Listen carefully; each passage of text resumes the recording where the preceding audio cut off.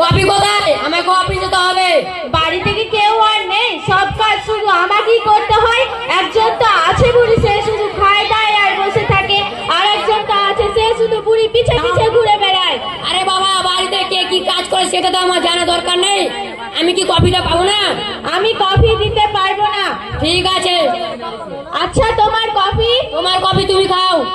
দেখ, সব সময় শুধু আমার উপর চিৎকার করে। এই সময় আবার ফুলিটা যে কোথায় গেল? ফুলি, ফুলি, আরে এই ফুলি, কোথায় গিয়ে পড়লি? কি হয়েছে আবার? ডাকছেন কেন? আমার কি পাখি পছন্দ? ডানা আছে, আমি উড়ে উড়ে আমি মনে হচ্ছে পা আবার অসুস্থ হয়ে গেল। ডাকবো না তো কি? বাড়ির সব কাজ কে করবে? আমি করলে তো ভালোই হয়। কি বললি তুই?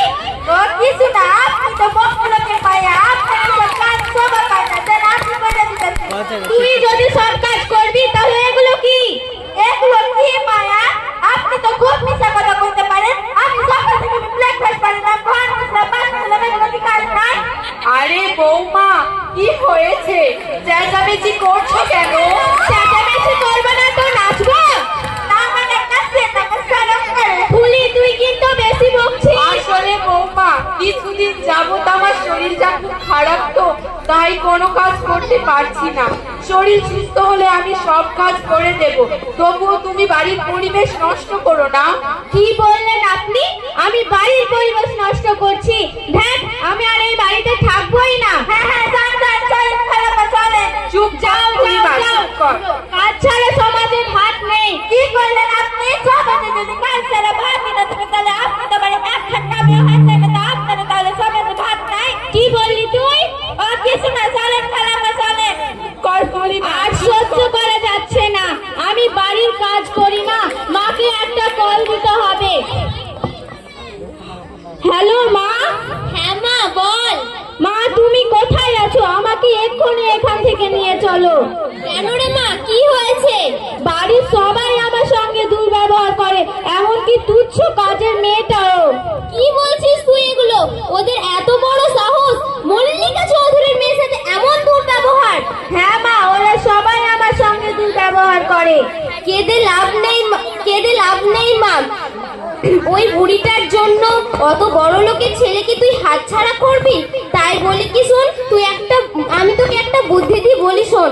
হ্যাঁ, কি বুদ্ধি বলো মা? অত বড় লোকের ছেলে, বুড়িটার জন্য অত বড় লোকের ছেলেকে হাতছাড়া করবি? তার জন্য ওই বুড়ি মানে তোর ওই শয়তান বৃদ্ধাকে বৃদ্ধাশ্রমে রেখে আসার ব্যবস্থা কর। তারপরে তোদের বাড়ি ওই কাজের মেয়ে ফুলি কি টুলি কি যেন না, ওকে বাড়ি থেকে বের করে দিবি। ঠিক আছে মা, তোমার বুদ্ধিটাই কাজে লাগাবো। কিন্তু যদি ফুলিকে বাড়ি থেকে বের করে দিই তাহলে বাড়ির সব কাজ কে করবে? আগে ওই শয়তান বুড়িটার ব্যবস্থা কর, তারপরে ফুলি কি টুলি যেন ওর ব্যাপারে পরে ভাবা যাবে। ঠিক আছে মা, তোমার বুদ্ধিটাই কাজে লাগাচ্ছি। এখন ফোন রাখছি। ঠিক আছে।